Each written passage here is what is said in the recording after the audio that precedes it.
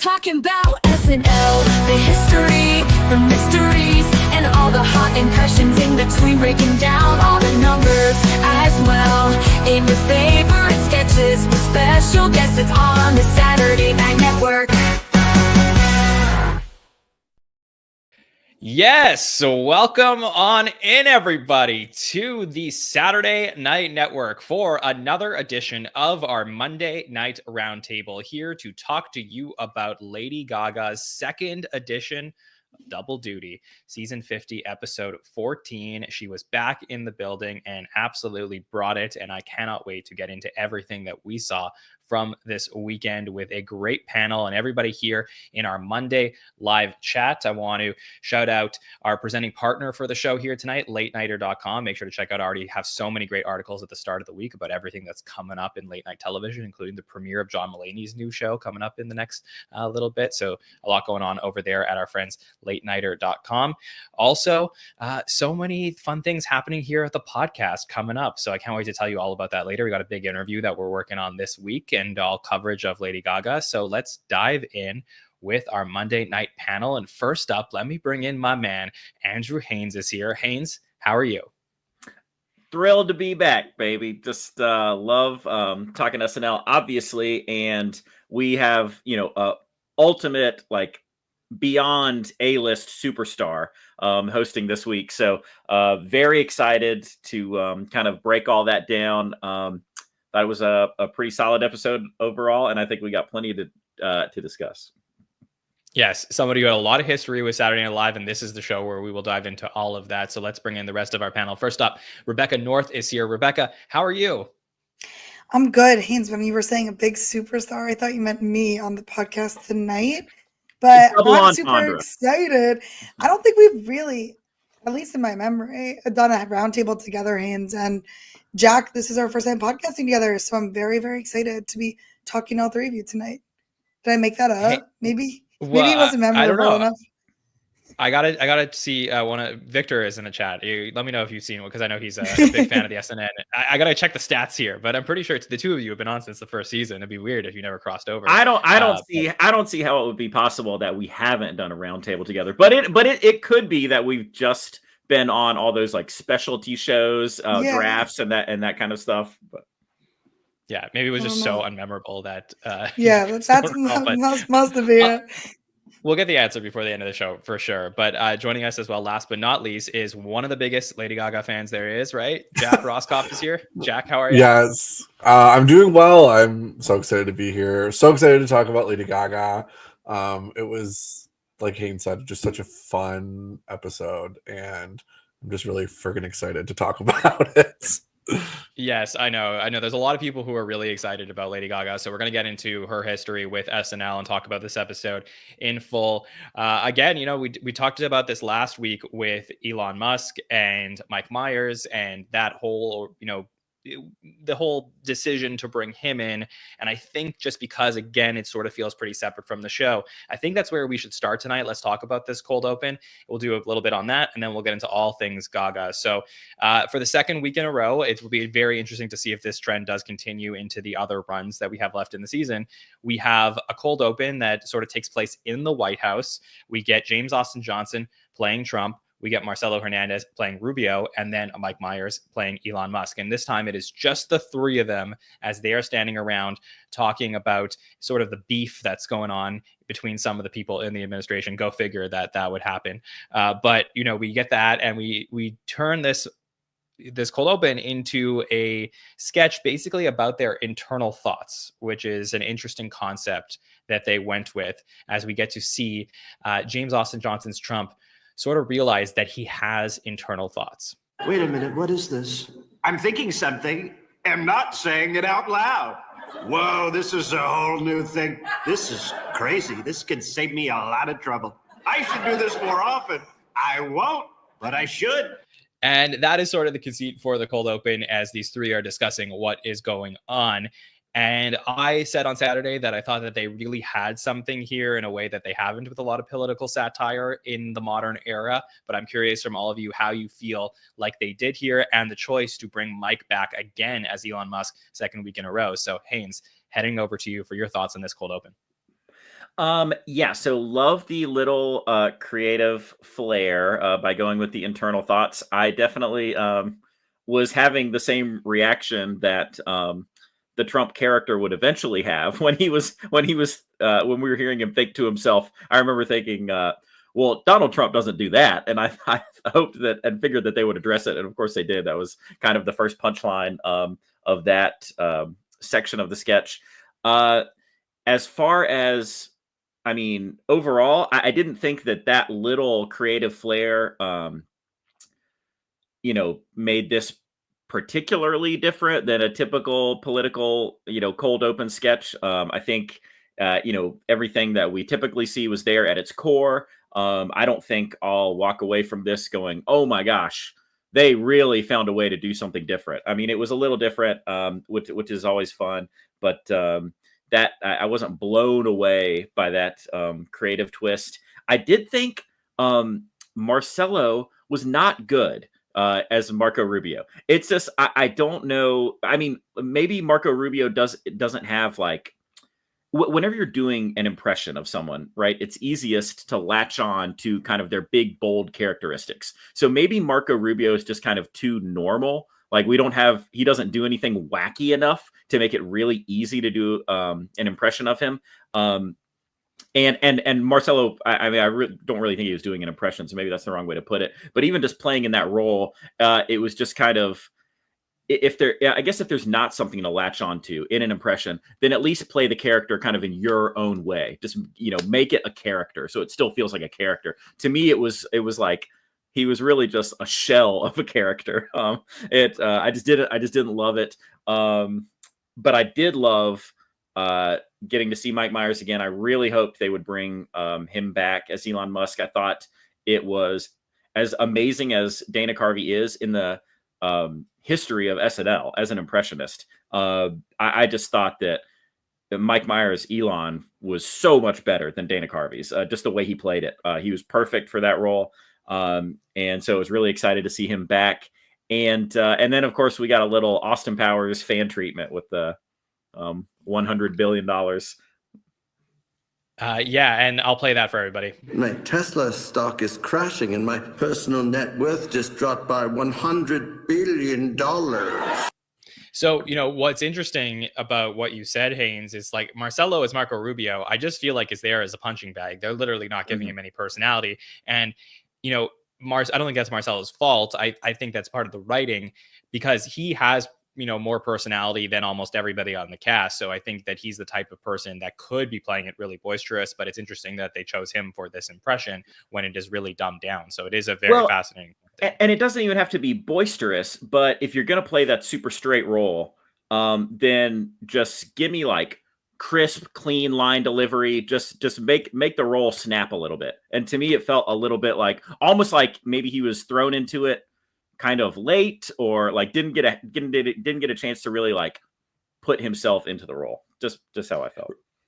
Rebecca, what did you think of the cold open? Because when Mike played Elon last week, it was really fun and unexpected to see him. And the views on that sketch on YouTube ended up putting that segment as the second most watched SNL sketch of the season on YouTube. So it sort of makes sense that they would want to bring him back. But do you think it was the right call?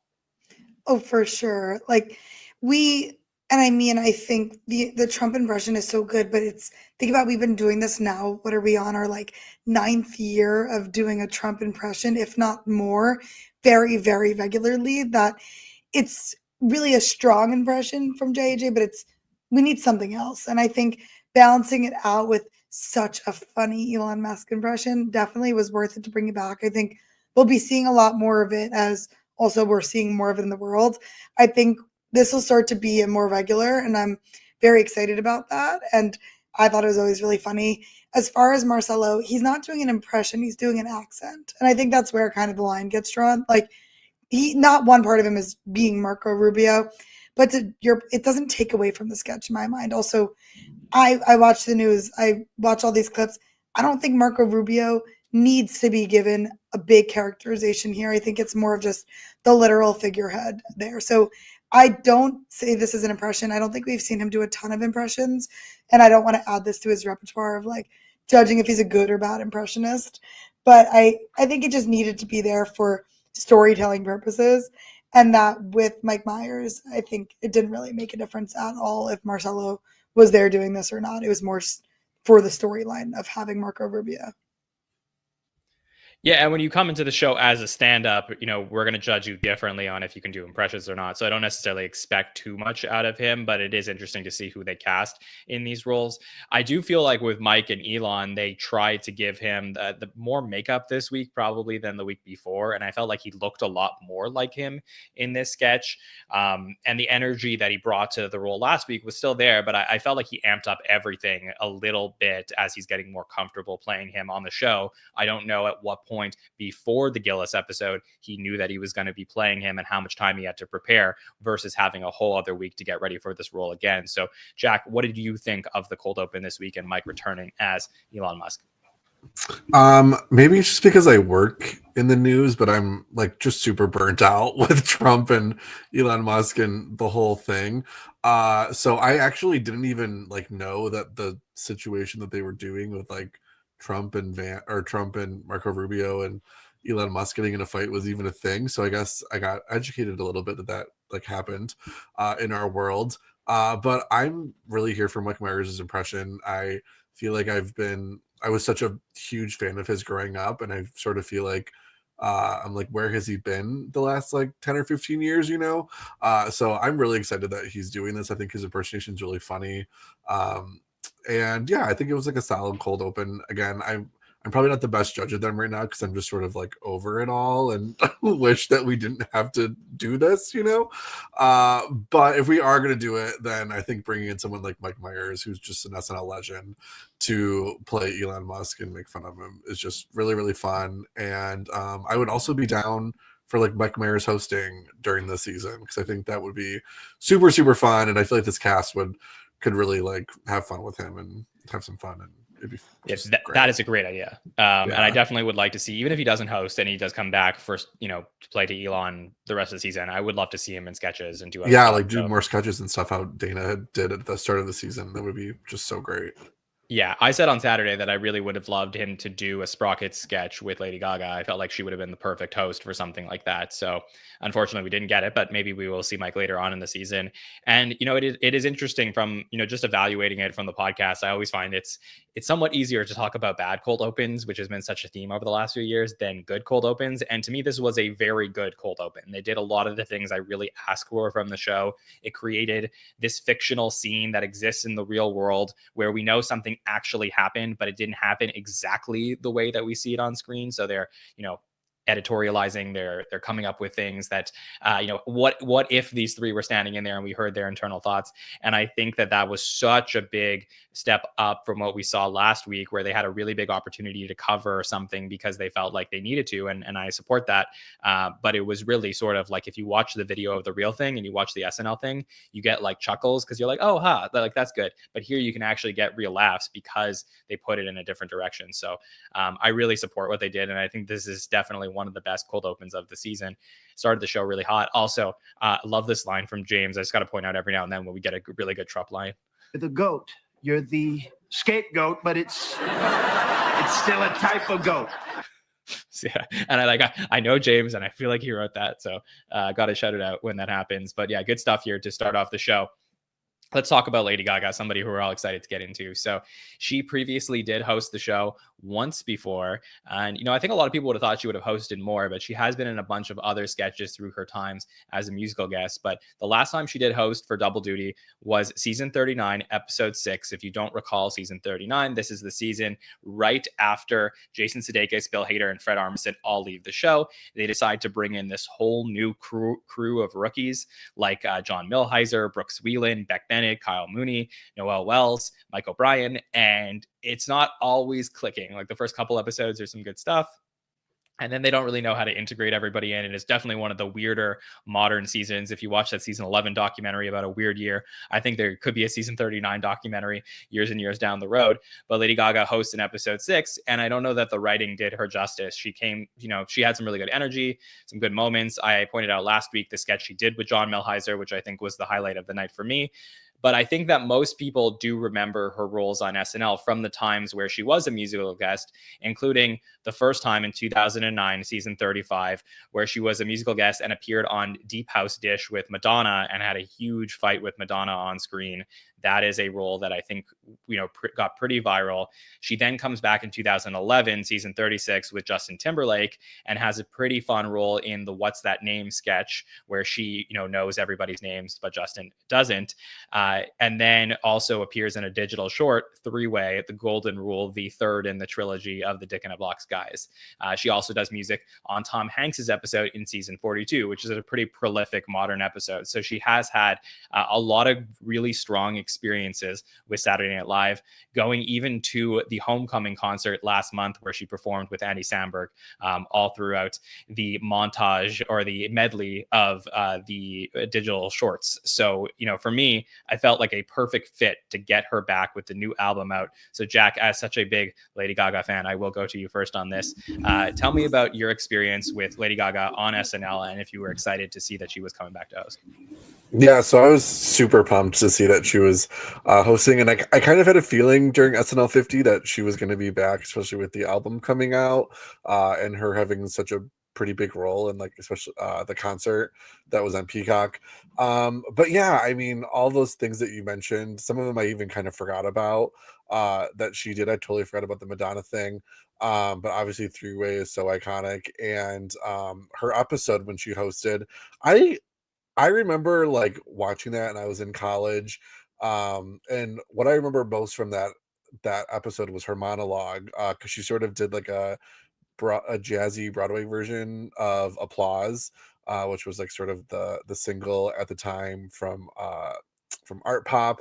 And I just remember it being really fun. And I also sort of remembering it being one of the first moments where we were going to sort of see Lady Gaga like out of Lady Gaga drag, because her career at that point had just been so much of like wearing these crazy costumes and crazy wigs and crazy outfits.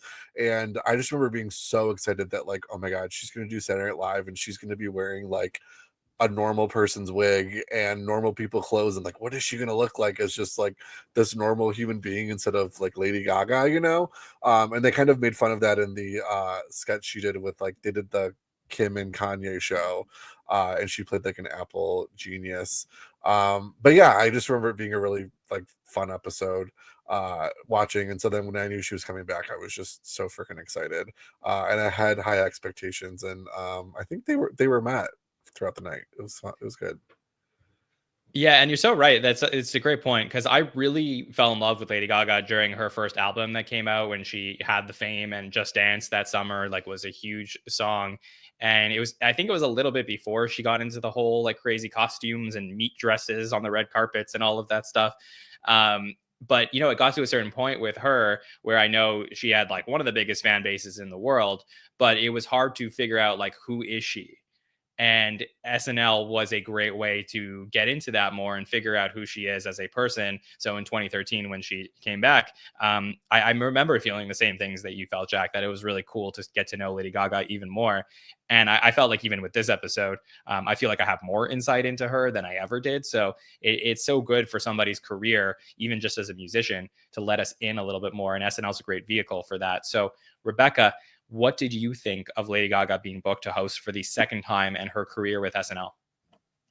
I was so excited. I mean, I did also have a feeling knowing Mayhem was coming out, and with her being such a pivotal part of the 50th special concert and starting it off and headlining, it was really good to see. And I mean, I'm such a fan of Lady Gaga. Like, I was at a Mayhem album release party, and then the next night was at a different party. There was only Mayhem theme music also. So this was like such a fun weekend, I feel like, for everyone that's a fan of Lady Gaga, and it only continues on. And being able to say that it was a great episode feels even better, to be able to look back and say not only was it some of the best performances I think we've seen debatably ever for the musical guest portion, and then she was very comfortable in all the sketches. I think just overall, I was very much looking forward to it, and my expectations were met, which was such a good thing. And it made me even more upset that I didn't camp out for these, because I really thought about it, but the line was insane, and I was like, I can't do this right now. It's not warm enough here yet. So I wish it was there though. Well, the other thing that I think was really cool about this is that if you look at the list of double duty hosts from the last few years, it's a lot of new, younger artists. They haven't been going back to the well of like, they haven't brought Timberlake back or Bruno Mars or Miley. Like, there's been a lot of people that they've had that are probably like in their first or second stages of celebrity, but you get somebody here who's, you know, of a different generation, and I think that makes a huge difference for what we saw in the episode. There was such a comfort level with this because like double duty is already a really exciting thing when a host does it, but the fact that she's doing it and has already done it before is a proven formula, Haynes, that we get to see with some of the greatest double duty performers ever are the ones that have come back and done it again. So how did you feel about her returning for the show here?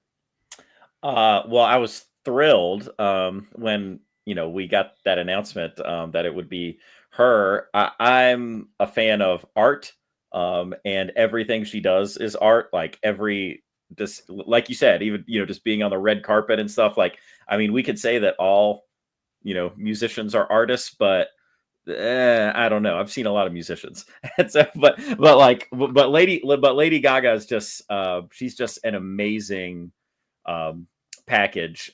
So I mean, I love the two. I know we don't usually talk a lot about the musical performances on here, but like I knew I was going to be looking forward to those musical performances so much. They're always so cool and creative, and I did love both of them. I think maybe I like the second one a little bit more, just because it seemed. But even the first, here's the thing: you see the first one, and then you wonder if she's going to be able to outdo it for the next one. And I thought they were both fantastic. So obviously was very excited when she was coming on the show. And I think she lived up to expectations. I thought the monologue could have been a little stronger. It was almost like maybe she was like rushing a little bit at first. Like she wasn't like stumbling over her words, but like maybe just an extra breath to let the audience like laugh or something, before that next line. And who knows how things, went at rehearsal. Maybe she felt like she was dragging a little bit, and so she tried to go a little bit faster live, or sometimes getting in front of a big group of folks is just common in public speaking that you tend to go a little bit faster than sometimes you originally planned. But the whole. I mean, I thought it was of course a brilliant idea to bring her back. Anytime you have someone like. You can book someone like Lady Gaga. It's a smart move. And especially, I think that, intelligent folks like Lorne know that there's a chance that you're going to get a little bit of a dip in ratings with a host like Shane Gillis. So to follow up that dip with someone is going to have a ton of eyeballs on the show, it just seems like a savvy move. Yeah, and for the monologue too, I was nervous because not only she was going fast, which was a sign of being nervous, but she was like giggling at her own jokes, which is such a pet peeve of mine in comedy in general. When like someone says something and then giggles because they're unsure if it's actually funny, and it's like a nerve tactic to like guide the audience to laugh with you. And I was like, oh no, I want this to be such a good episode. And then it was a really high turnaround, specifically even in the live sketches. So I was so happy that like we bounced back from that monologue. And I think there was some cleaning up that they did with Bowen's role in the monologue, where in the, what we saw on the live show, we basically just got Bowen saying, "Ladies and gentlemen, Lady Gaga." But in the and the actual dress rehearsal, he had another part where he gave her a Razzie and stuff like that they ended up cutting down. So I wonder if that had something to do with it not being as clean as we would have liked. I was going to go back to the just her being booked for double duty. It's pretty rare that we get somebody doing double duty more than once in the history of the show. Obviously, the big ones are Paul Simon and Justin Timberlake, who did it a few times. But besides that, like, you got to go back to Drake. Jennifer Lopez did it a couple times. And then not many, Britney Spears, Garth Brooks. There's not that many here. I mean, like it's very, very rare. Miley, but that's it. Like, we're talking about a very select group. And I think it's just because it's so hard to be able to do both. So I think when you do it and you do it really well, it has to elevate your status when you start to consider where Lady Gaga ranks on the all-time host list. And I didn't even give it 2 seconds of thought when we did the countdown last summer of her with her season 39 episode. But we'll talk about all of the great moments from this one. After this one, she has to be at least in the conversation and moving up that list considerably based on what she pulled off in this episode. So let's dive into some of our favorite moments, and we'll continue to talk about her and her history with the show throughout. So Haynes, I'll start with you. What sketch do you want us to jump into? The old midnight matinee. So this was of course a short by Dan Bulla, and we open in a classroom. J.A.J. is explaining to the kids that I did not know, and I'm not sure that this is a thing. It probably isn't a thing, which is, I guess, what makes it funny. That the school's annual weightlifting contest is coming up, and you never done one of those? Oh yeah, every year in Raleigh, but I didn't know the rest of the world did. So yeah, never heard of a weightlifting annual weightlifting contest for the school. But obviously he started. He's saying that really anyone can do this, and then Marcello's character gets in his kind of jock bully line, like, yeah, anybody except Pip. And of course, then we cut to this little tiny mouse at a desk, and it's hilarious because obviously there's no way that he would win a weightlifting contest, but we've got Lady Gaga's character inspiring him, and so he's training, he's working out, he's lifting his weights with his little pieces of cheese on there, and he's hitting his hot dog punching bag. And I think we all knew that there's no way he's actually going to win this contest. I was kind of envisioning that, maybe something would go horribly wrong when he's attempting to weightlift, and we would have a kind of farewell, Mr. Bunting ending that ended in catastrophic. Or like a Phil Hartman thing, Haynes, where the arms get ripped off, something like that. Yeah, but something catastrophic was going to happen to Pip. They did us one a little bit better because they evolved the narrative a little bit further to have him save the day. And of course, we get that really on the nose line in case anyone's starting, going to question the logic of him helping lift this thing after he hasn't lifted more than 2 ounces of, Keenan's character going, oh no, the roof is 2 ounces too heavy. so Pip the mouse comes in and saves the day. Except that at the end, he drops the entire school roof on the bully's head, which explodes. So we do get our kind of, farewell, Mr. Bunting ending in this big gory explosion at the end. And then the badass walk away where Lady Gaga's character is going, but it was an accident, right, Pip? And he doesn't answer. And she's like, but it wasn't, you didn't do it on purpose, right, Pip? And then he just puts on his sunglasses and walks out like a badass. Top to bottom, just a really fun sketch. It had the dramatic narrative with plenty of good jokes to highlight the different plot points, and just A+ all the way around. Yeah, it really played with your emotions, and Bulla does that really well in these sketches. Also want to shout out Stephen Castillo, Mike DeTenzo, and Jake Nordwin, who worked on this as well. But, it's great that last line that you pointed out for this sketch. I'll play it. It just got too heavy, right, Pip? It was an accident, right, Pip?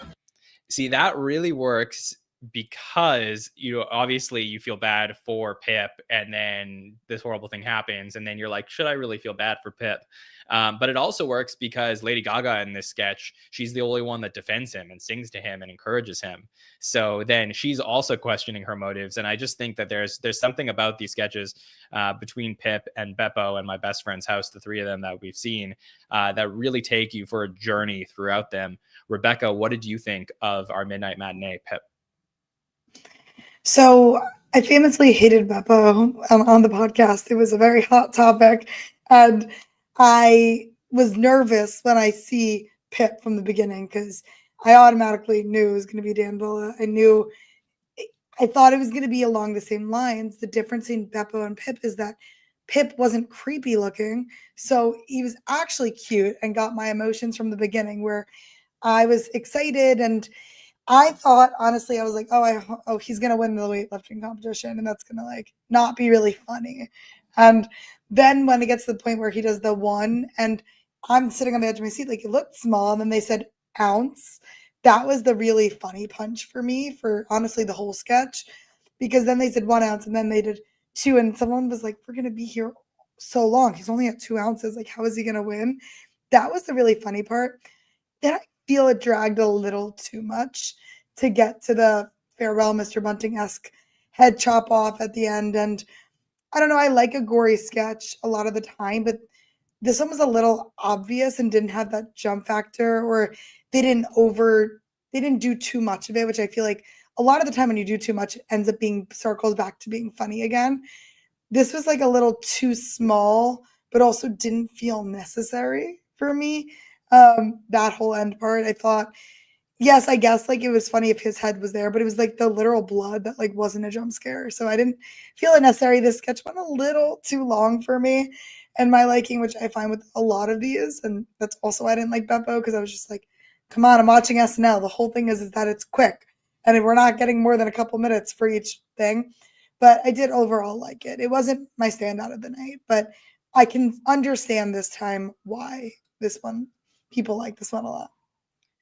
I really loved it. And also, I think that, we all expected that we were going to get, and by the way, like how classic has Mr. Bunting gotten that it's just, it's like verbalized at this point that every time this happens, we're like, oh, it's a Bunting sketch. But the idea that there's going to be some blood at some point, I think was universal based on your experience with SNL. I guess it's just that they sort of push you to the limit of thinking, as Haynes said, that something is going to happen to Pip before it happens to Marcello as Brad the bully.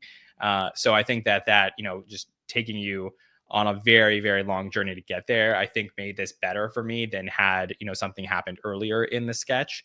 Jack, how did you feel about the Pip pre-tape we got? I love Pip. It was, I didn't really know what to expect going into it. And I don't think I like made the connection about the Beppo thing until after the fact. But I thought the song that Lady Gaga sang was really, really fun. Had some good jokes in it. I think my favorite joke of the entire line, which was just a throwaway, but Sarah saying like, "That's my high school boyfriend," really made me laugh for some reason. I don't know why. But it was just, I don't know, I guess playing into the absurdity of it all. But yeah, I mean, Pip was just so fun. I also saw at the after party that like Lady Gaga walked into the after party with like a miniature Pip on her hand, which I thought was just like so freaking fun. But yeah, these sketches are these videos have sort of become a little soft spot for me that I am kind of getting excited when I see the little the screen that pops up before they start. So I'm here for them, and long live Pep or Pip. Yeah. I think there's two things I hear that are interesting. Number one, and I'll touch on this a little bit later, I do think this was Marcello's best sketch of the night. He had some really interesting roles, but I think his particular role he was best suited for here. And also, third SNL Midnight Matinee in 14 episodes. I think it's kind of cool that they are spacing these out. I think we've all developed the expectation because Jack Handy had his deep thoughts that aired pretty much every episode. Then, Smigel had TV Funhouse. Then we got the SNL digital shorts, and then PDD, or even Beck and Kyle a little bit, then PDD. And like, I think there was just this standard that's been set by previous eras that when an era has a group of pre-tapes, you have to get one every 1 or 2 weeks. Yet I also think it's really cool, especially because they have all these different types. We've seen digital shorts this season. We've seen PDD sketches. I think it's cool that they're mix and matching. And I think that probably keeps things fresh and is the way that they want to go versus what, Andy Samberg talks about a lot on the Lonely Island Seth Meyers podcast, that basically got to a point with them where they would come in and then Lauren would say, well, obviously you have to have a digital short for me this weekend. They wouldn't even have an idea yet. So I'm okay if you're going to have great ideas like this, just continue to space these out. So great call, Haynes, to kick us off with this sketch to talk about. Rebecca, let's jump over to you for the next segment you want to get into. Yes, so the next sketch that I want to get into is the Birthday at Friendly's sketch. For this one, it was, I mean, I grew up on the East Coast and I actually recently learned that friendlies are not a thing anywhere else, like in the country. I think there are like maybe a handful elsewhere, but it's such an East Coast establishment. I grew up going to my birthday at Friendlies, and there are only a handful left. The one that I Your actual grew up birthday. going to, my actual birthday. And I would never lie. And it was always a production. Like I would get my little Monster Mint Sunday and then they would sing the song to me. So the second I see Friendlies and they said birthday, instantly in my mind, something clicked where I was like, oh my God, they're going to do the birthday song. And I was so happy. And even if you didn't have my background in Friendlies and my lifetime of experiences there, although I'm apologizing to you, you would still understand the sketches. It's just a restaurant. It was just even funnier that it was a realistic place. And the name being Friendlies helped to the drama of the demon. And in this sketch, Heidi lied. Well, they lied on her behalf, saying it was her birthday, which you do every once in a while at a fun dinner at a fun place. You say, "Oh my God, it's our friend's birthday tonight," and they bring out and they sing. Sometimes used as like an embarrassment tactic. Sometimes it's just fun. And after they sang the birthday song, they needed to do this, and then it ended up escalating so much. And this is kind of what I was touching on Pip. It kept getting crazier and crazier, and then the blood and Sarah was or Lady Gaga was possessed and Sarah was possessed. Like it was just like a big, it kept going and going and deeper where it circled back to being funny again.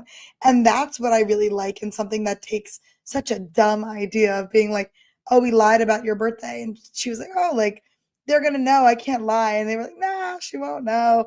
And then it got extreme, extreme, extreme where it circled back to like being funny where you're like, this is still going on.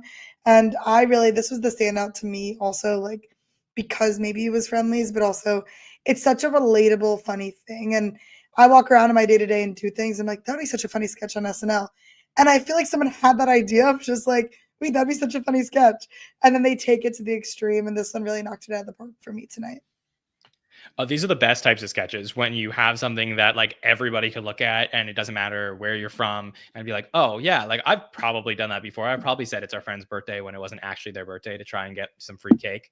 And then it devolves into something crazy. And there were so many great things I loved about this sketch. Number one, using the entire cast was awesome. I mean, I don't love sketches like that in general, but if you're going to do that and you have this idea where it really fits to put so many people in, because it is truly a scene where you have to have people ganging up on one person or a group of people in order to facilitate the comedy, then you actually need those players. So I think this was the right place for them. I also think it was cool, and we didn't really talk about this on Saturday, but the fact that there was Temple of Doom references, if you're an Indiana Jones person, and it got there where they started to like, I think Martin Herlihy was playing Lamashtu, and they start getting to the eating the heart and going up in the cage, and it just got so crazy here but you didn't need to have watched that movie, nor did you need this to even be at a Friendlies for the concept itself to work. So Jack, how did you feel about the birthday at Friendlies sketch? I didn't love it the first time I watched it live on Saturday night. I liked it again when I rewatched it though. And I don't know the reason why I didn't like it the first time I watched it. I worked at a Texas Roadhouse for like 7 years and have waited tables. And so like maybe I had a little bit of like PTSD of like doing birthdays at a chain restaurant and like didn't find it all that funny. Did you ask if it was someone's actual birthday ever, or you're just like, you just No, I mean, I just like went with it. And it was really annoying too because like some Texas Roadhouse lore, but basically like when it's someone's birthday, like they do like a yeehaw kind of thing and you have to like yell out, and only like a handful of us were actually like wanted or would do them, and like I was one of them because I like don't give a fuck and I'll do anything. So I would do birthdays for people, so I was just like constantly doing birthdays. So I kind of have this like I don't know, I hate them. But I think on my second rewatch I was like I appreciated it more and found more of the things funny the second time around. I thought it was really funny that just like everybody else in the background was just continuing on to have their normal Friendlies experience while like all of this mayhem was going around. I thought that was funny. I think it was Ashley Padilla's character when she just like came in looking for the bathroom and Sarah was in her demonic voice, like just to the left. That was really, really funny. But yeah, I think my judgment was a little bit clouded from all the years of of waiting tables. But I've been to a Friendlies once. I don't remember where it was at, but I'm assuming it was at one of their over 100 locations on the East Coast. So you mentioned that part about Ashley. I'm really glad you did, because I don't know if it was Colin Jost or Will Steven who wrote this sketch, who put Ashley's role in it. But I feel like Ashley's role was so important for me to make this sketch a classic, because with her coming in there and asking where the bathroom is while all this is going on, it tells us that this sketch is actually taking place in the restaurant, and it didn't break down into something else where it's being taken out of the sketch and all of a sudden we're going into this like crazy ritual. It's like, if you lie about your birthday, this is going to happen at the Friendlies, and it sets the table for that. So for me, it was more than just a funny like break from the action. It also helped the writing really work. Haynes, how did you feel about the Friendly sketch? I thought it was pretty fun. I've never been to a Friendlies, I'll admit. Never been to a Friendlies. I feel like I've seen them, advertised on billboards, traveling, up and down the highway. I listen, I love the Temple of Doom references. That scene in particular, when we were young Indiana Jones fans, just as kids, like that scene was the one that me and my brother and sister acted out in the driveway, like over and over again. That was our thing. Galima Shatite. Like I loved saying that and pretending to rip my brother's heart out. So that was a fun reference. I love, costumes are fun. I love gore. I love the chocolate syrup pouring out of Sarah Sherman's mouth, or, that fake blood, whatever it was. I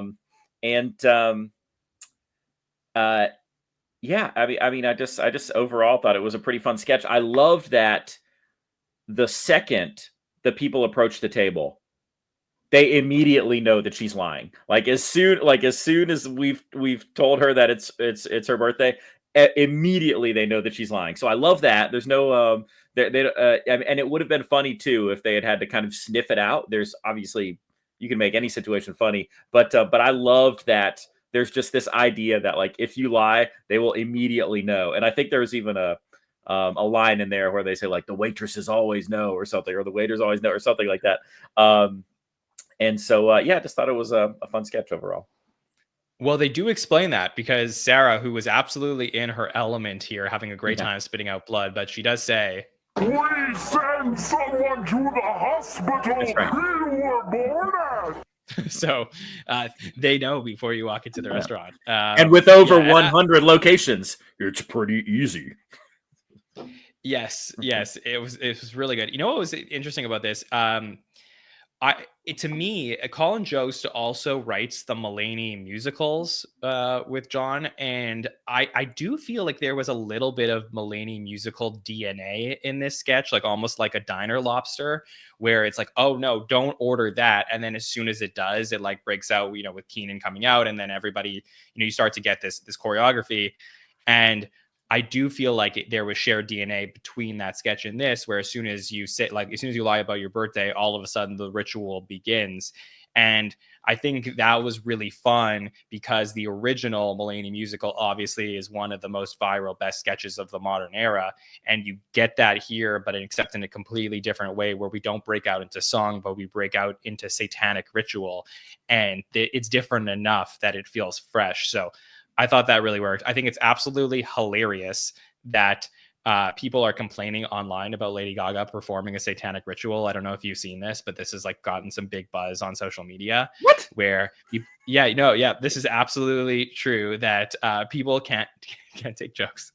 And there's a lot of talk on everyone's favorite social platform X about, can you believe that Lady Gaga performed a satanic ritual on SNL and the whole thing? Anyways, so it's very funny that this broke it down in that way. All right. So when they like fake murder someone in a sketch, there people break out on Twitter like, "Can you believe that?" You know. Yeah. R.I.P. Someone Marcelo. yeah. Yeah. It's very interesting. Yeah. People are crazy. All right, Jack. Let's head over to you for the sketch that you want us to touch on. Yes. So I wanted to talk about No More Slay, which was the last sketch of the evening. And like at this point in the evening, while I was watching it, I was just like, okay, she had performed. I was sort of winding down, right?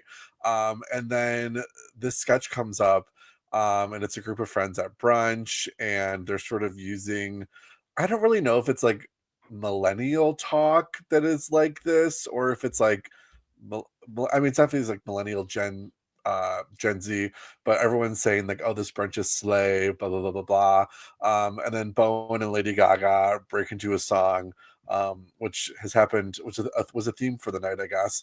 But break into a song that we are done using the word slay and all of these other words that we sort of,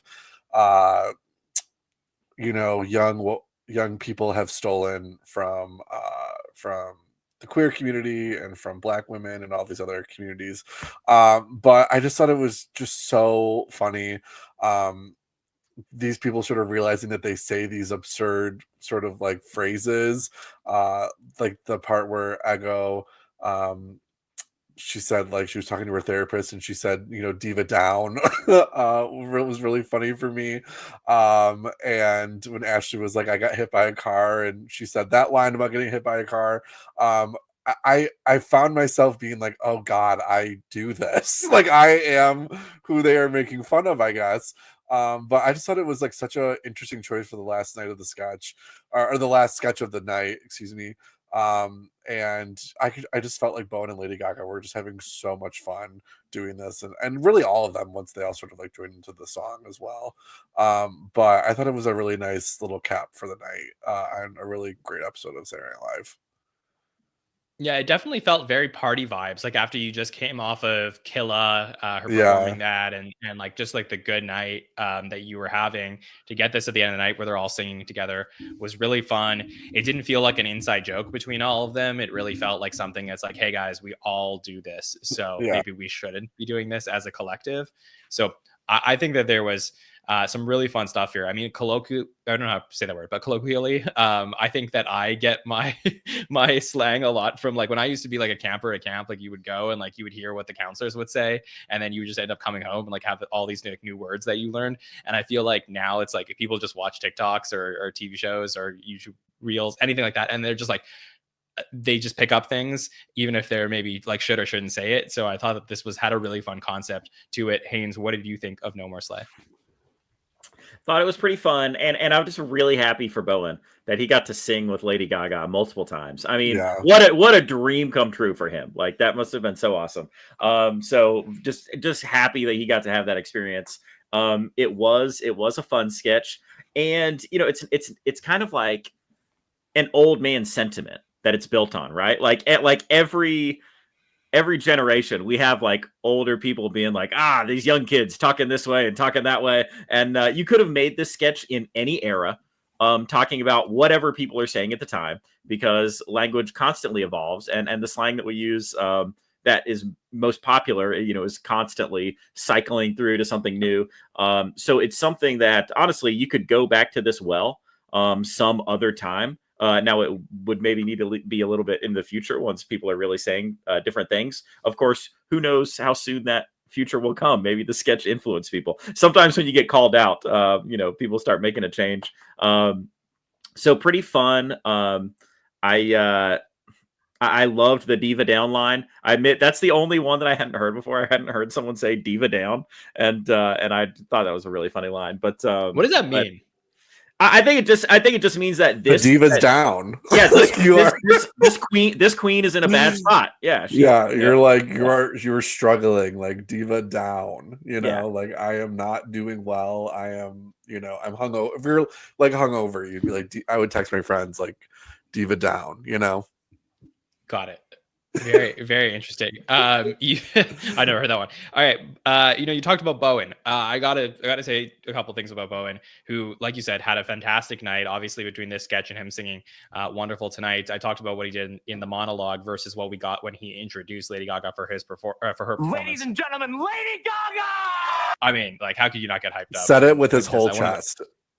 Yeah, one of the better. I actually said one of the best musical guest intros ever. I think, just in terms of like hyping you up and really just loving that moment. And before the 50th anniversary, to prepare for the show, I did this like massive second rewatch in my life of the entire series of Saturday Night Live. So I did rewatch all of everything leading up to the 50th, and Bowen's 110 episodes are really fresh in my mind. So I've seen him be a writer on the show, a featured player that everyone's hyping up, and then him become the star that we've seen in the last like year and a half, 2 years. And I have to say, on Saturday night, between the Wonderful Tonight sketch and this sketch, I have never seen Bowen Yang more confident in his ability to perform on SNL.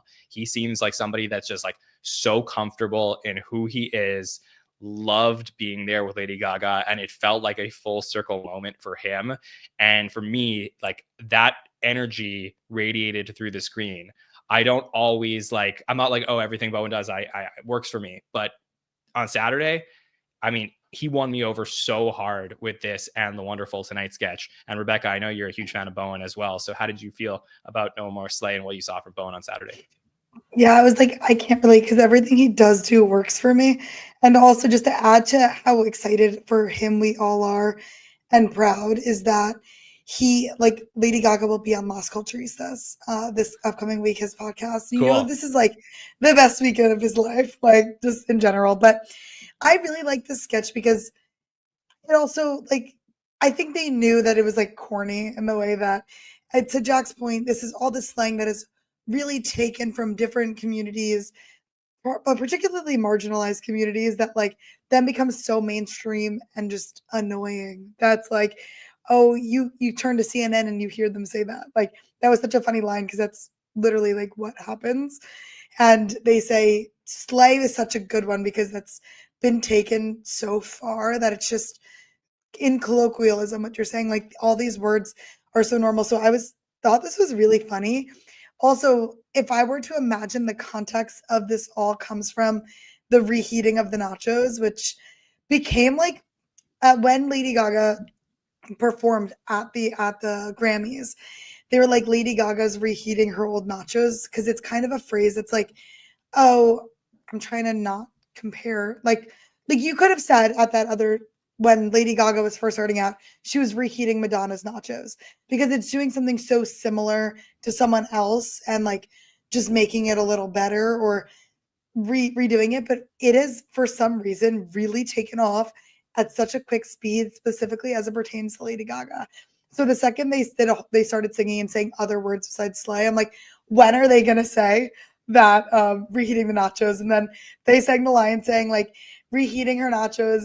But this one's pretty new because it's less than a month old, and there's just been so much of it relating to Lady Gaga, because obviously her album trajectory has changed a bunch, and this is just like the older Lady Gaga and bringing back to the root of her being chaotic, being campy, all of that. So that's where I probably assume they want to do something along those lines, where it's like that's been beaten so quickly, and wild the way that took off. And Bowen just seems so happy.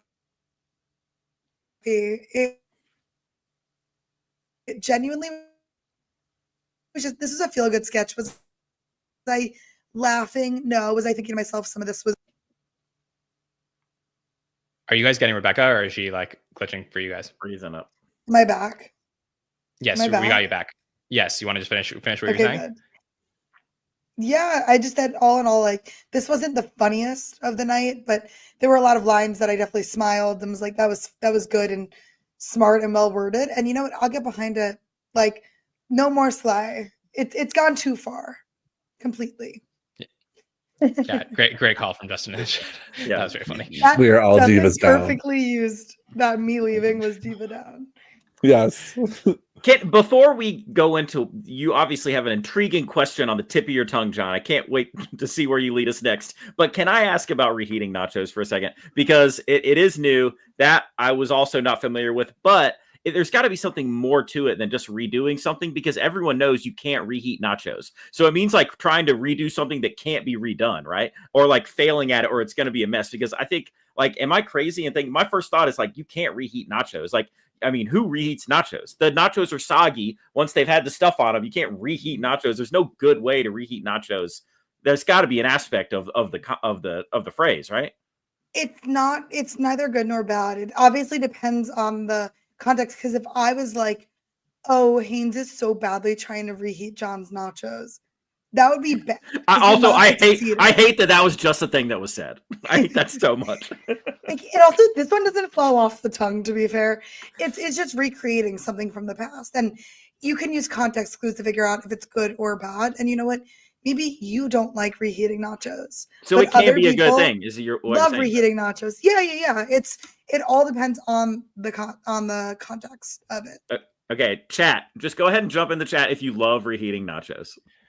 This is so confusing, and it's not to get into a whole social discussion about people picking up lingo, but it is funny to me because like this is not like a new thing. It's definitely become more of a thing, but it's not a new thing because like even like Yiddish, which is more like my people's language from a long time ago, like people use like Yiddish words as English words now. Like even as an example, Mike Myers using the word glitch, which became popularized because of computers, but that is a Yiddish word in itself that ended up being used. So like it is something that we've seen for years, and I just thought it was a really fun thing to touch on.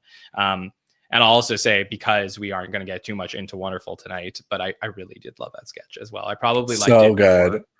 Yeah, I probably liked it more than this, and I would have liked No More Slay in an episode, like more in an episode that didn't have Wonderful Tonight. But because I just thought that was so well done, it's hard to like find two very similar sketches and love them just as much.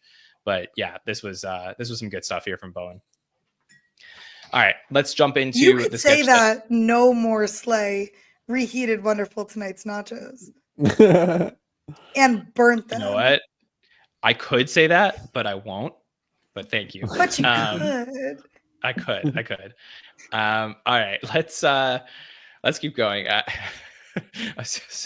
I'm laughing at Rebecca's comments in the private chat about somebody in the chat who I did time out their comments for a few minutes, but I don't know if I banned them accidentally. So Gloria Pushfonte, if you want to come back as a different person, you're welcome to come back. All right, let's keep going. Let's talk about A Long Goodbye, which is the sketch that kicked off the night post monologue.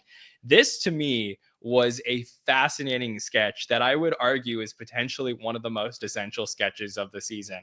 The placement of the sketch was fascinating. You don't usually see them break format and go all around the studio so early in the night, unless it is in the monologue. But we got this couple, Marcelo, who's playing Jeremy, and Lady Gaga, who's playing Alicia. And Alicia is leaving to go to culinary school, or as she says, Côte de cuisine Alain Ducasse.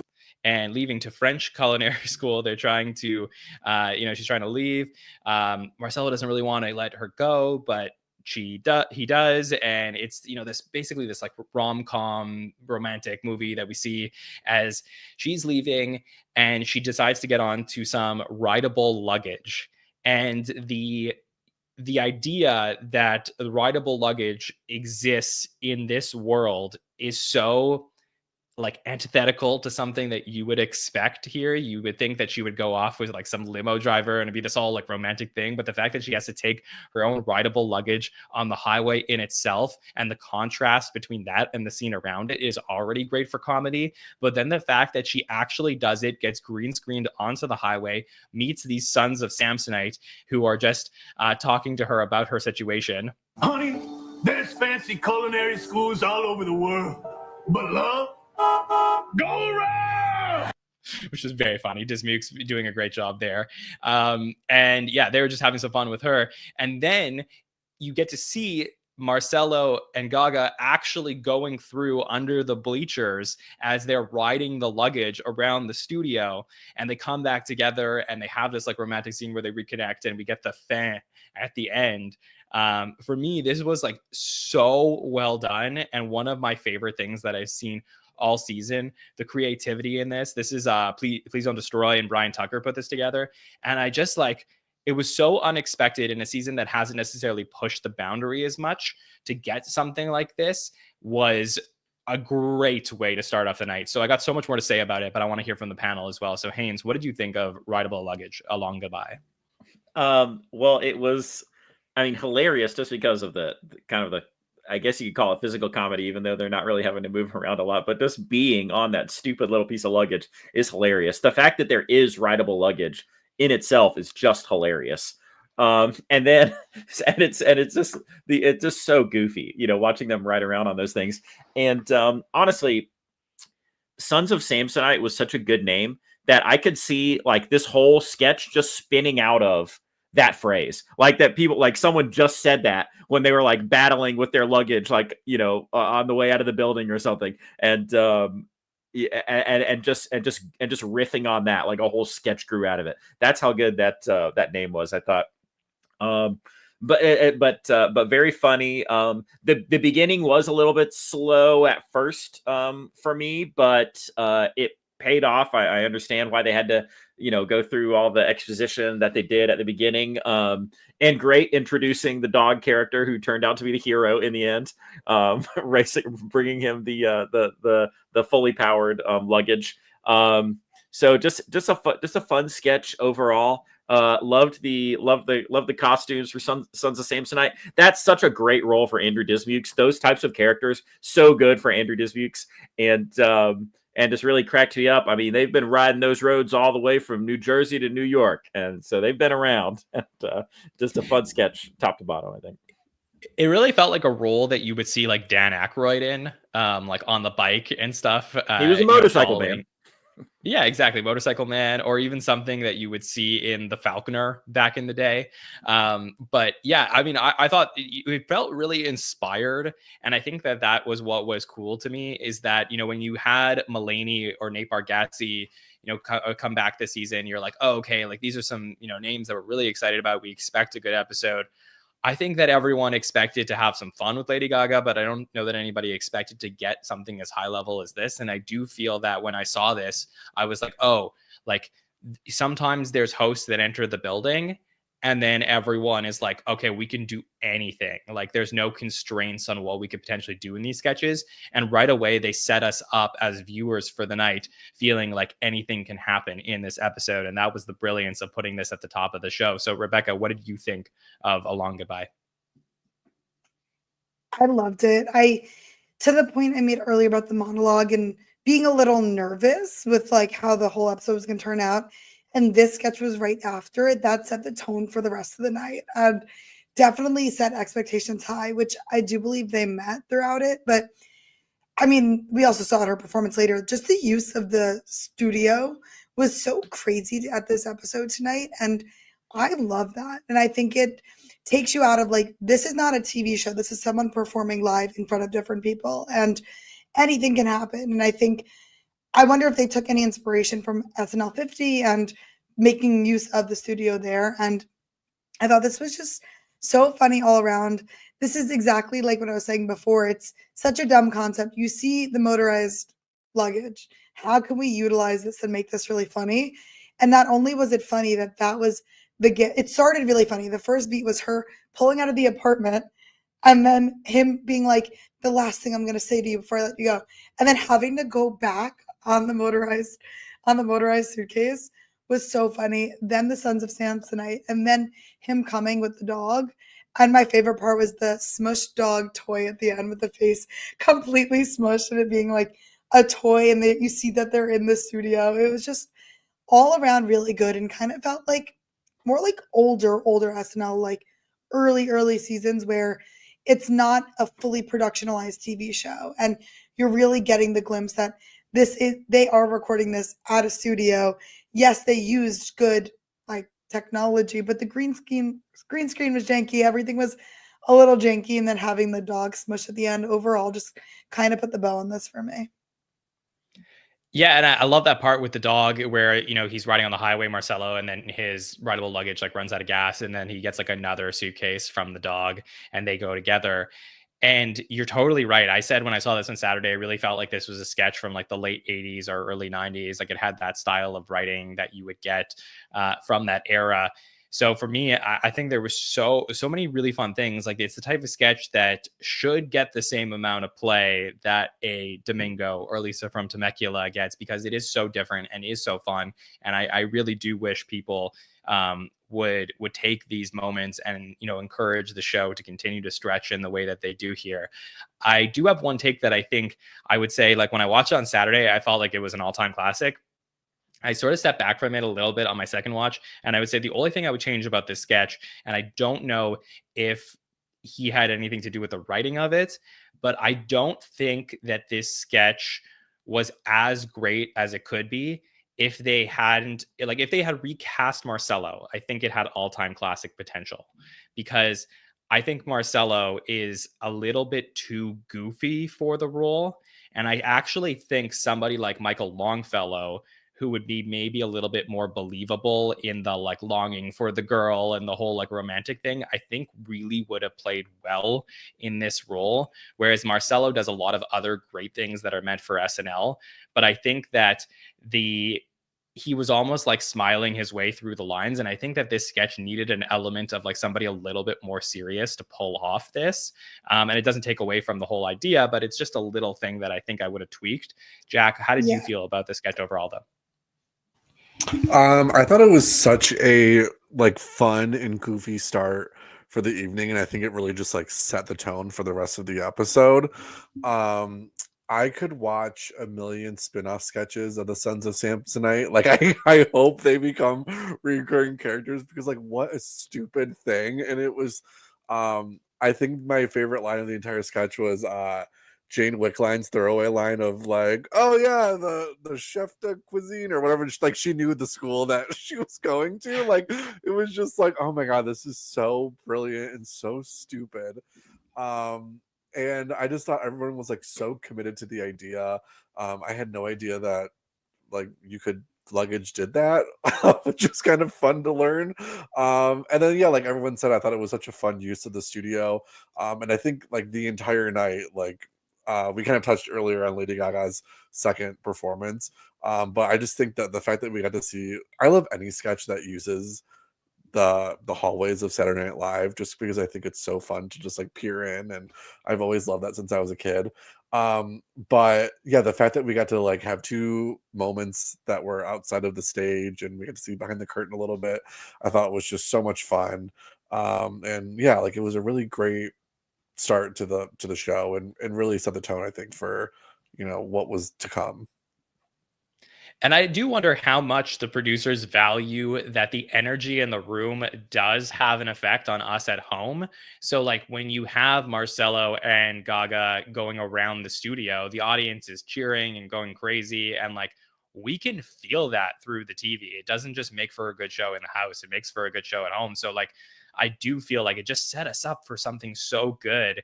Rebecca, did you want to jump in on my Marcelo point before?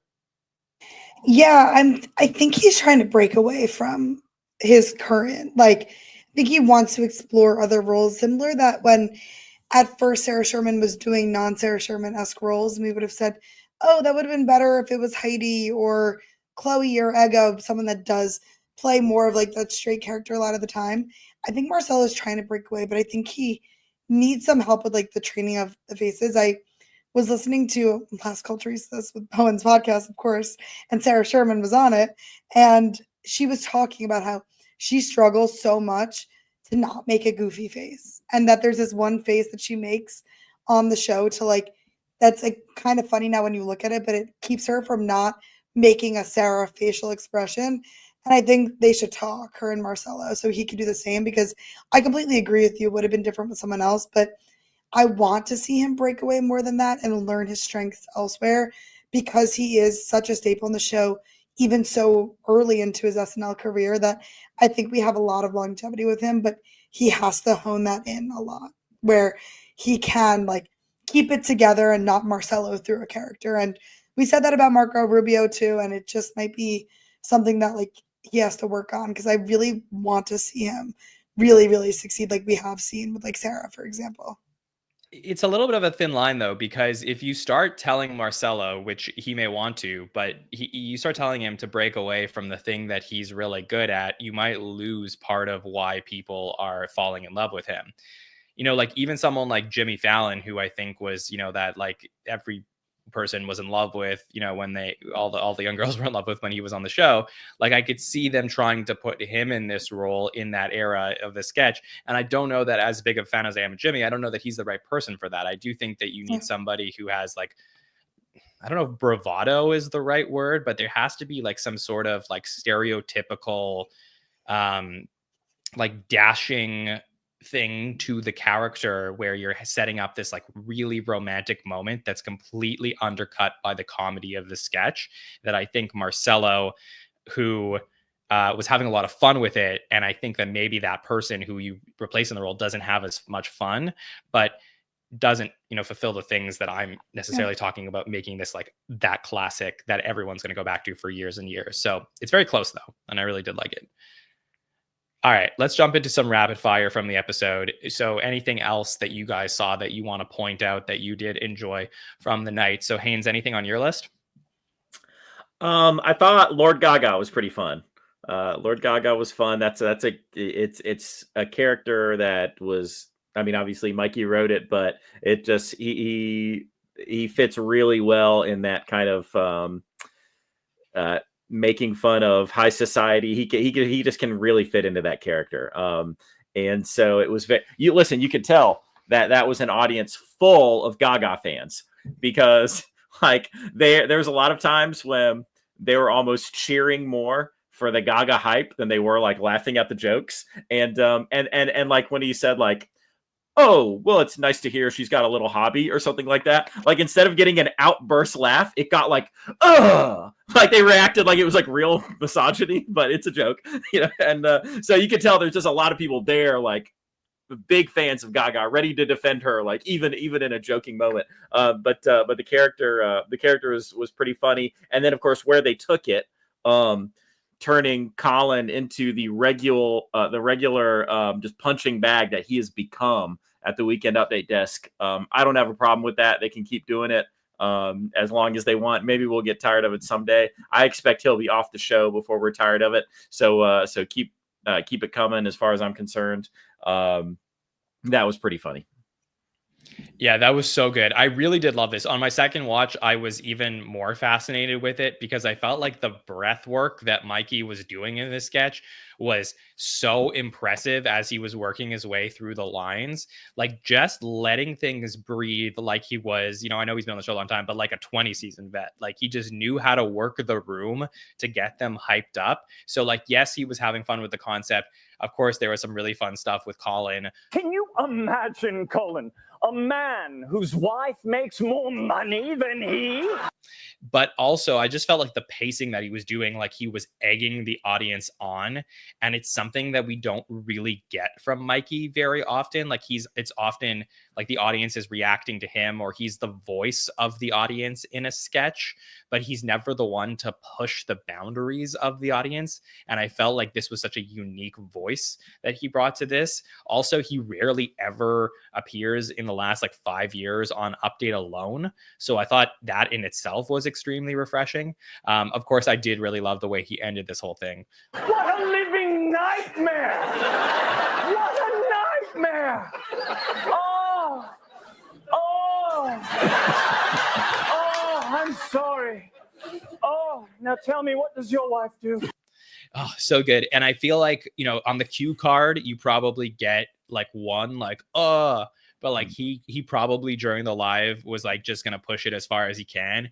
And that felt like something that like Bill Hader would do at the end of his career, where he knew how good he was. So he just like was willing to do anything in a sketch. And I'm not putting Mikey on that, like that atmospheric level, but I'll just say that, it's one of those things that I think when we were praising Mikey a couple seasons ago in 48, this like would have fit in really well with that. Just how impressive this was. One of my, if not my favorite update feature of the season. And I agree with everything you just said. Like all those were spot on points, I think. Thanks. Rebecca, anything on your list from the episode you want to cover in our rapid fire? we already touched upon this, but like, because we couldn't help ourselves, but the musical performances. Sorry, Jack, I kind of figured you also might bring this up too. So definitely chime in. But I think that the musical performances was just like on another level. Granted, we're coming off of like one of the biggest, not only musical, they had a whole tribute show to discuss the musical impact on culture SNL has had and that music has had on SNL. And then even in the 50th special, they had spent so much time dedicated to music there too. So coming off of that, this matched the vibe. And Abracadabra, of course, was already premiered to one of the biggest probably audiences it would have had reached at the Grammys in a full music video commercial. So seeing the performance was great, but seeing Killah, I mean, the album dropped on Thursday at midnight, and getting that was just so exciting because everyone was like, "What is she gonna sing?"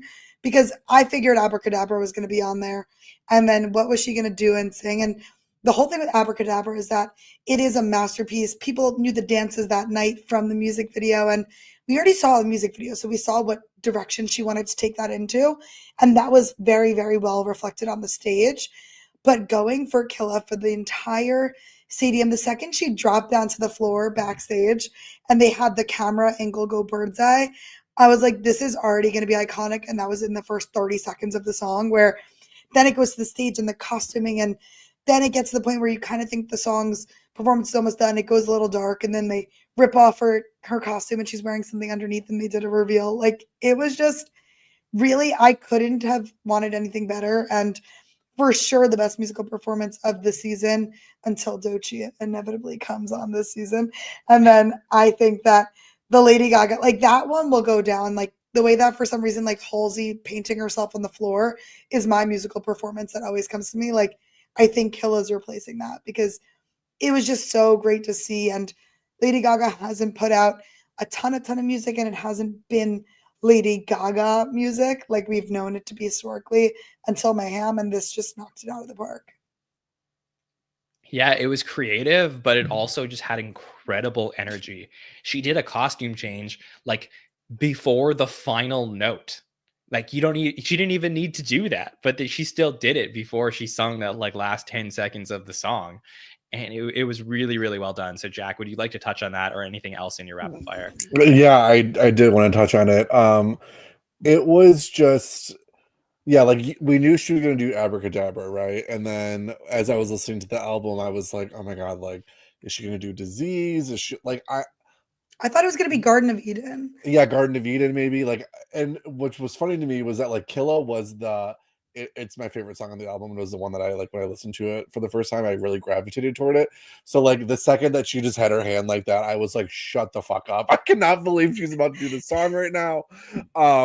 I think it was probably the best SNL music performance since Jack White performed during the COVID season, or the post-COVID season, I guess, when he replaced Morgan Wallen. It was just the energy, the vocals, the style, the attitude, the last minute costume change to this like sort of Liza Minnelli dress. Like it was everything. She was just hitting every single thing. I felt like the audience was just like so captivated, so into it. You could hear them screaming in the background. Just like the entire vibe of it was so awesome. I really think it'll go down in the history books as like one of the greatest SNL performances ever. It just, I don't know, it blew my mind, and I've watched it so many times now since Saturday night. Like I was just bored at work today and I put it on because I was just like, this is so freaking good. Other things I wanted to bring Jack, up before you just jump in, just with that about the last 5 years with the musical performances, I think that's a great point. Going back to Jack White, I mean, I just want to point out also, because I know some people at home, like everybody has their own music performances that they love, but as far as like, you know, general consensus, like great ones in the last few years, they probably are more few and far between. But you know, Taylor Swift performing All Too Well for 10 minutes, I think was like also a really big moment in the last. We need a countdown for this, John. Oh, yeah, that'd be so fun. At number 8, Brandi Carlile. She was also also really good. I think people loved Olivia Rodrigo last year. And then Casey Musgraves, I forget which season it was that she did where she was like naked and playing the guitar in studio. But like there are some good ones, and they're not as easy to remember as maybe like, you know, when Paul McCartney comes back and plays Hey Jude. But like it's just to me, I think this will go down as an all-time great SNL performance. So please continue. Yeah, it was just so great. I did want to bring up I loved Little Red Glasses. I just felt like it was such a silly sketch, and I it reminded me of like when it reminded me of a sketch that Kate and A.D. Bryant did where they sort of played like the women with like gray hair and pigtails, and they sort of like made fun of that woman. Their final sketch. Oh, was it their final sketch? Okay. It reminded me of that, where it was like so specific on this type of woman. I kind of wish Amanda was here because Amanda's mom reminds me of of a woman who wears little red glasses. I like texted her during it. I was like, "This is your mom. This is Teresa, her mom." But I just thought it was so funny, and the Prue Leith impression from Chloe was really fun. And then I just wanted to like just touch on Bowen too, of him having such a great night, and just like I just can't imagine of like being a Lady Gaga fan for so long, and then like going from just being a fan to like you would ever think that you would ever be A, on Saturday Night Live, but then B, like singing with her in a sketch. Like it's just, I don't know how you can feel so happy for him. And I felt like he had such a good night, and his joy was just so contagious through every sketch that he did with her. I felt like it was truly one of those like pinch me moments. And I feel like I don't ever really feel like happy for a cast member like that before, you know, like I don't know if I've ever felt that way for them, but it was just really special watching the whole thing. Wait, also on Bowen, my favorite part of the whole night was when he said, "I came into some money." Yes. I was out of tissues. I will I will play that line. Here we go. I recently came into some money. Oh. Yes, there were no tissues nearby, and I had to blast it somewhere. So why not a wad of 20s? Why not? Yes. That is so funny. Yeah, it was great. I honestly, go ahead. I didn't know that that was like a real song. Like I know watched Wonderful it. Tonight. No, I guess I me neither. Eric until Clapton right is now.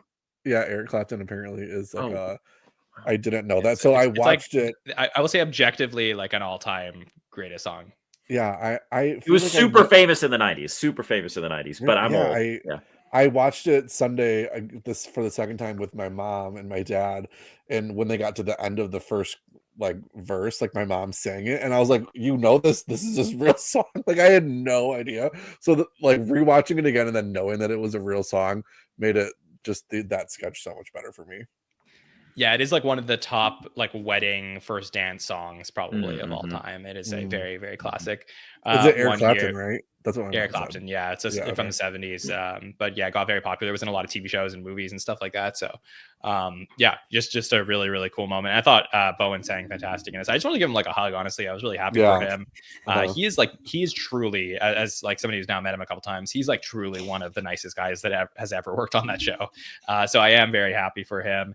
And it's certainly probably like not easy to, you know, like lead the show in the way that he does a lot of weeks. So this was a great one for him. I also saw that Matt Rogers, his podcast partner and like one of his best friends, put in his story, one of the photos we posted of Bowen, like saying how meaningful this was of a night to Bowen Yang. So certainly very happy for him. I do want to shout out somebody who was our MVP last week, Ashley Padilla, who had a little bit less to do this week, but still there was one moment that Ashley had in that L'Oreal sketch that just killed me. This one. And if you really want to go full nuclear, start laughing too. She does the little things really well. So just want to shout out Ashley again for that great moment that we got there. But overall, I think we did cover a lot of this episode. So let's break down our MVP here for the night. Lady Gaga in 9 sketches and the 2 musical performances. Mike Myers appears in the cold open. We get 5 sketches from Ego, 4 sketches for Keenan, Bowen, Sarah, Heidi, Chloe, Dismukes, James, Marcelo, 3 for Mikey, 2 for Longfellow and Devin. And then from the featured players, we get 4 from Ashley, 4 from Jane, a big stat night for Jane, and only 1 from Emil just in that friendlies sketch. So I'm going to ask you who you think the top 3 MVP vote getters were for week number 14. Haynes, who won this week? Ooh, I think it's going to be Gaga, Bowen, and then, oh boy, maybe, oh gosh, I don't know. Keenan had some good work. Oh gosh, I don't know. I'll say Sarah. Sarah, okay. Rebecca, who do you think is the top 3 for this week? Oh, I would say Lady Gaga musical, Lady Gaga host, Ben Bowen for 1 through 3, but I will throw Marcelo in there too. All right, Jack. I'm gonna say Gaga, Bowen, Sarah, and then as a close 4th place, the culture as a whole. I think we benefited from this episode of Saturday Night Live. I will say we got some votes for Pip, but no votes for the culture this week in the list. But here we go. Here's our top 5 for season 50, episode 14, and the most incredible race back and forth between Gaga and Bowen this week. And Gaga just wins out with the MVP, 31% of the vote. Bowen right behind her with 30% of the vote. And Rebecca, you nailed it. Marcelo Hernandez comes in 3rd place here, 10% of the vote. So no Sarah in the top 5. Mikey Day with Lord Gaga, 8% of the vote. And then Heidi Gardner is actually our 5th here. Obviously, she had a big moment that we didn't cover too much of, but in the funeral arrangement sketch where she's talking about the roaring 20s with Gaga. So she gets 5% of the vote here. So Gaga 31, Bowen 30, Marcelo 10, Mikey 8, and Heidi Gardner 5. All right. In lieu of talking about the next episode, given that we don't know officially who is hosting or who is the musical guest on March 29th, I do want to ask you guys as we wrap up this week, and it's the first time I'm going to ask this all season, but was this the best episode of season 50? There's been a lot of debate online that I've seen. There's been some good ones, just refreshing you about, Nate Bargatze, Ariana Grande, John Mulaney, Marty Short. Like there's definitely some contenders that we've had, but is it possible that we just witnessed this past weekend the best episode of season 50, Haynes? It's certainly possible. I was, if you hadn't called on me, I was just starting to open a new tab and just like look at the whole list of all the episodes for the season and start mentally going through it. Because, obviously there was a lot of special stuff going on with Martin Short episode. But here, well, why don't I do that? Because there probably are some people at home, and you're probably right, that don't have this in front of them. So I'll just read out the order of the 14 episodes this season. So we do have Gene Smart, then Nate Bargatze, Ariana Grande, Michael Keaton, John Mulaney, Bill Burr, Charlie XCX, Paul Mescal, Chris Rock, Marty Short, and then in 2025, Dave Chappelle, Timothy Chalamet, Shane Gillis, and then Lady Gaga. Yeah, this could be the best episode of the season. Nate Bargatze episode, I think I remember, being really well done. But this is absolutely a contender. I bet if we had time to really think about it, I think a lot of people would say it's between this and Martin Short. And this Rebecca, what do you think? This is pretty fantastic. I'm struggling. I think the Ariana episode might have come a little bit more on top for me here than this, just due to like her actual sketch work. Ariana could have been on SNL in another lifetime, like very easily fits right in, has some really, really big pop culture moments, which I think would be why other people would choose that between Domingo, the Jennifer Coolidge, and yeah, I think Ariana beats it out, but this is definitely top 2 for me. Jack, what do you think? I'm going to agree with Rebecca. I think the Ariana Grande might be my favorite, just because I think that we saw Ariana, like you said, like be a cast member. Like she did impressions, she like did physical comedy. She sort of like was a really well-rounded host. But I also think that this episode, like maybe like top to bottom, may just have been like a stronger night in general, and it might be an episode that we sort of look back to and talk about more, just because of like I said, the cultural impact of it. I think it was sort of like a moment for Lady Gaga where her nachos were reheated, and it was a good night for her. John's like, Yeah. on that note, I think we're done here. Wrap it up. I just want to make the point Diva down. Yeah, just diva down. I do think that there's a little bit of similarity between this and the Josh Brolin episode that aired a year ago, where that was a good one too. It was a very good one, and I don't think people expected Brolin, who did also come back after a long layoff, to be as good as it was. But they both sort of came when SNL needed them most. And I think that in this season, which has had a lot of major storylines, and I wouldn't necessarily say that anybody's going to walk away from season 50 right now and saying that this is like an all-time classic season. But I mean, there is just so much going on. It's hard to have perspective on it. But I do feel like there's a possibility that this episode jumpstarts us for the rest of the season. I remember speaking to some cast members and even reading in some articles that when Josh Brolin came in last year and they had that episode, they felt like that was one of the first times in 2024 that they all felt like they came together as a cast and like felt really inspired. And I think that like news is going to start to leak out about the cast just being like, this was the episode where we all just felt like now we're through the anniversary special. We're all coming together and building towards the end of the season. So I think that this will probably be, if not the best episode, the most important episode of season 50. And I can't wait to see if they do carry the momentum into these final 6 episodes, starting with the 3 that we're going to get March 29th. So very excited to cover all of that here. Obviously, we do have more coverage of this Lady Gaga episode, including on Wednesday night with our By the Numbers show, where Mike Murray will be back. He will have a couple of great guests on that show to talk through all of the stats from the week. So join us on Wednesday at 8 p.m. Eastern. On Thursday night, we're hoping it'll be ready in time. We're scheduled to speak to Mary Ellen Matthews, the photographer for SNL, who just released a new book, The Art of the SNL Portrait. So we're supposed to speak to her this week, and we'll try and get that interview out for you, a new episode of SNL Stories.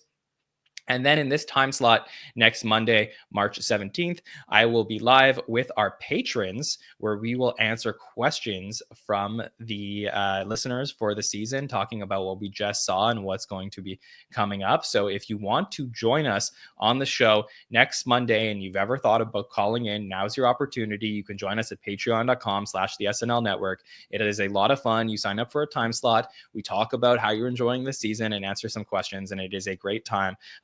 A big fun party we do about once a month through every cycle of SNL. So you can join us over there. And of course, we'll have some more fun things going on. What's up, Haynes? A Patreon takeover on St. Patrick's Day. It's going to be a shit show. Yes, that's just the way I planned it. So it'll be a lot of fun next week. Really looking forward to everything we got going on here as we head towards the end of the season and more fun stuff we have planned for all of you. So Haynes, thanks so much for joining us here tonight. Anything that you would like to plug? You know, I don't plug anything. But it was great to be back here, and look forward to chatting again. Just excited to see what the rest of this season brings us down the home stretch. We've been through so much already, and just looking forward to these last few episodes. Yeah, crazy that we're almost there. Rebecca, thank you for jumping in on the show here tonight. Anything that you would like to plug to the listeners? Nope. Just this was a super fun episode with you all, and Lady Gaga was a slay on SNL this week. So I'm glad I got to talk to you about it. Yes, it was a lot of fun. And shout out to our friend Gloria Pushfonte in the chat for having a good time with her tonight. Jack, thanks so much for joining us here tonight. Really, just a blast to talk to you about this episode. Yeah, thank you for having me. It was really fun, and hope to be back before the season ends, because it's just been, as an SNL fan, this whole season has just been such a delight with all of the special and the documentaries and stuff. It's just been, been so much fun. Yes, it's a great time. Like I said, it's the best time to be a fan of the show right now, to live through these moments and be all together for it. I know some of our friends in the chat are asking about our Everything You Need to Know series, where we are just recently through season 20, and we are definitely working hard behind the scenes to put together more episodes of Everything You Need to Know. Our hope is to build up a backlog of episodes so that we can release them weekly like we were doing at the beginning, as opposed to just sparingly put them up once a month. I know everyone's very excited about them, and trust me, we're very excited to release them as well. So just stay tuned tuned. More coming soon, definitely on the channel. I do absolutely want to thank our presenting partner for the show, latenighter.com. Head over to that website for some amazing news on late night television, SNL, and all the late night shows coming up. I want to thank Haynes and Rebecca and Jack for joining us on the show tonight. Some great commentary, and everybody in the chat for hanging out with us on this Monday night. These are the weeks we dream of, where we all, for the most part, really enjoyed the show and we get to celebrate it all together. So I really appreciate you here. Please subscribe to the podcast on YouTube, Apple Podcasts, and Spotify to never miss any episodes. And you can follow us at the SNL Network on all social platforms to see everything we got going on, including when the new hosts and musical guests are announced. We will have that information right away for you, so you can check us out on those platforms. All right, on behalf of everybody here at the Saturday Night Network, my name is Jon Schneider, and we will see you next time, everybody. Have a good one.